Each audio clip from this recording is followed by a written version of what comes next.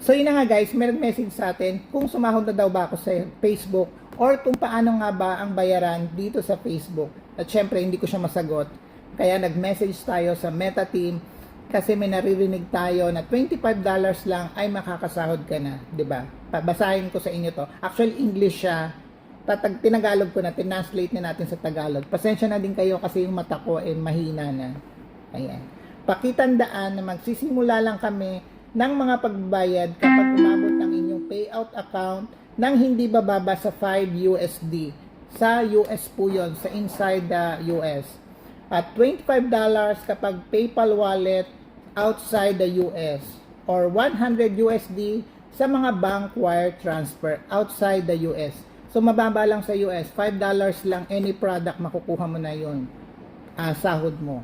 Kung kumita ka sa pamamagitan ng iba't ibang produkto, kinakailangan mong maabot ang threshold bawat produkto. Ibig sabihin guys, kung kapag PayPal wallet ang ginamit nyo, $25 sa star, mapipayout mo na. $25 sa in-stream ads, mapipayout mo na siya. At $25 sa ads on Reels, mapipayout mo na siya. So, hindi po lahat yon pag tinotal mo $25, mapipayout mo na per product po. Ayan. Para sa isang product, matatanggap mo ang payout na yon sa susunod na petsa ng payout next month. Katapusan. Payout. Kung hindi maabot ang 100 USD para sa isang iba pang produkto sa pinakamalapit na petsa ng payout, patuloy lang na may ipon ang inyong kita. So, ibig sabihin guys, naka-hold lang siya. Kapag hindi mo naabot yung threshold nyo, kung anong nilagay nyo, kung bank transfer or bank account ang nilagay nyo, 100 po talaga ang threshold.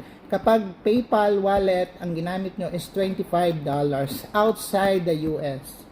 So, yun lang, para malinaw lang. 'Di ba? Para wag na tayo makinig sa mga tutorial dyan. At syempre, kung may mga katanungan tayo, mag-message lang tayo sa Meta Team. So, yun lang. Thank you so much.